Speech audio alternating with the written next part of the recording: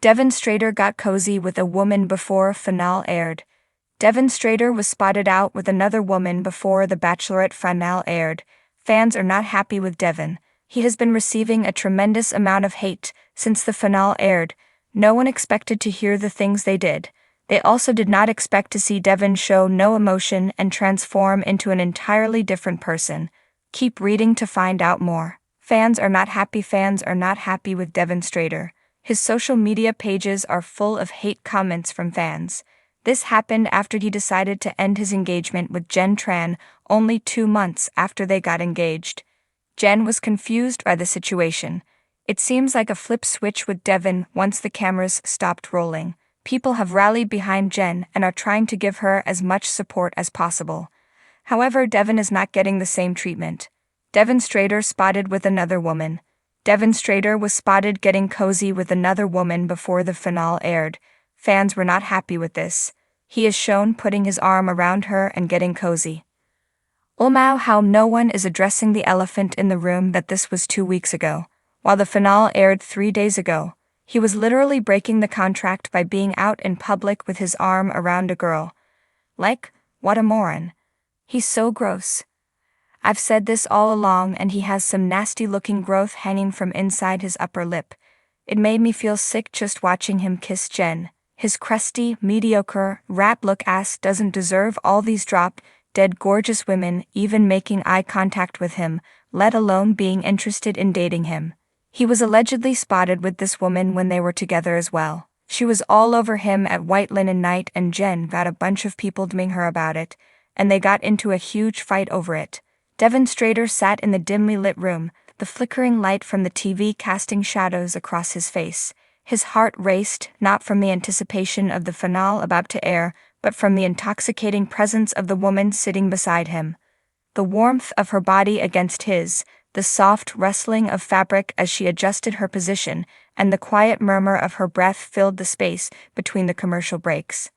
He had always been calm before major events, but this was different. Tonight felt like a storm waiting to break. She turned toward him, her eyes catching the low glow of the screen. There was something about her tonight that had captured his attention more than usual. Maybe it was the way her lips curled into a small, secretive smile, as though she held a truth he had yet to discover, or perhaps it was the way her hand casually rested on his knee, fingers tracing absent-minded circles that sent currents of electricity through him. "You're nervous, aren't you?" she asked, her voice barely a whisper, but full of knowing. Devin gave a half-smile, one of those nonchalant gestures he had perfected over the years, but this time it felt forced. "Nah," he replied, though his voice betrayed him with its slight tremor, "just thinking about how it's all going to play out." "The final," she said softly, her eyes narrowing playfully, "or something else?" Devin felt the air between them grow heavier. She wasn't just talking about the finale, and he knew it. For weeks now, this had been building. The show had consumed his life, sure, but so had she in the quiet moments between the chaos of filming and the mounting pressure of the fan base. Both, I guess, he finally admitted. There was no point in pretending otherwise. She had always seen through his defenses. The final episode was set to air in less than an hour, and though his name had been on everyone's lips lately, Devin Strader wasn't just a TV character to her. He was more than the carefully crafted persona he had constructed for the cameras, more than the charming, unpredictable man who kept audiences guessing. To her, he was Devin, the man who fidgeted when he was nervous, who liked his coffee too sweet, who would stay up late with her just to talk about life. She tilted her head, studying him as though she were reading the pages of a book he had left open, exposed. "You know," she said, "after tonight, everything changes." He nodded, swallowing hard. That was the truth he had been avoiding. The finale meant more than the end of a show. It meant an end to this liminal space they'd shared, the odd in-between of his rising fame and the quiet intimacy they had cultivated away from the world's gaze. After tonight, Devin Strader would belong to the world in a way he never had before. The finale would cement him in the public consciousness, and there would be no going back. "I don't know if I'm ready for that," he admitted, surprising even himself with his vulnerability. She smiled then, not the teasing smile she had worn earlier, but something softer, more understanding. "Who says you have to be ready?" Her words hung in the air between them, a challenge and a comfort at the same time. He had always prided himself on being ready for anything, but maybe, just maybe, it was okay to not be. Maybe it was okay to let things unfold without trying to control every piece of it. The clock ticked closer to showtime, and Devin could feel the weight of the impending finale pressing down on him. But in this moment, as she leaned into him, her head resting against his shoulder, it didn't feel so overwhelming. He let out a long breath, as though releasing the tension he had been carrying for weeks. "Do you ever think about what happens next?" he asked, his voice barely audible over the hum of the TV. "All the time," she said, her fingers still drawing lazy circles on his knee. "But I also know that thinking too far ahead means missing what's right in front of you."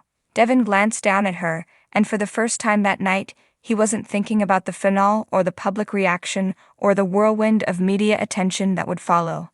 He wasn't thinking about interviews or contracts or the weight of expectations. He was just here in this room with her. The air between them felt charged, like the moment before lightning strikes. It was fragile and intense, full of possibilities. She shifted slightly, lifting her head from his shoulder to look up at him. Her eyes searched his face, and for a brief second, Devin thought she might say something, but instead she leaned in, her lips brushing against his in a kiss that was tender and fierce all at once. For a moment, time stood still. The world outside, the fans, the cameras, the expectations, faded into the background. There was only her warmth, her breath, and the way their bodies fit together in this stolen moment. When they finally pulled apart, the soft murmur of the TV brought them back to reality. The show was starting. "Are you ready?" she asked again, but this time there was a different kind of question in her voice. Devin smiled, a real one this time, and shook his head. "No," he said, "but that's okay." They settled back into the couch, her head resting against his chest as the opening credits began to roll. Whatever happened next, whether the finale soared or crashed, wasn't important right now. What mattered was this, the way they fit together, the way she made everything else feel small and distant. For the first time in weeks, Devin Strader felt at peace, and as the finale unfolded on the screen, he realized that sometimes the best things in life are the ones you don't see coming. For a moment, time stood still. The world outside, the fans, the cameras, the expectations, faded into the background.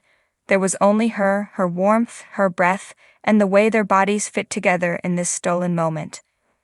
When they finally pulled apart, the soft murmur of the TV brought them back to reality. The show was starting. "Are you ready?" she asked again, but this time there was a different kind of question in her voice. Devin smiled, a real one this time, and shook his head. "No," he said, "but that's okay." They settled back into the couch, her head resting against his chest as the opening credits began to roll. Whatever happened next, whether the finale soared or crashed, wasn't important right now. What mattered was this, the way they fit together, the way she made everything else feel small and distant.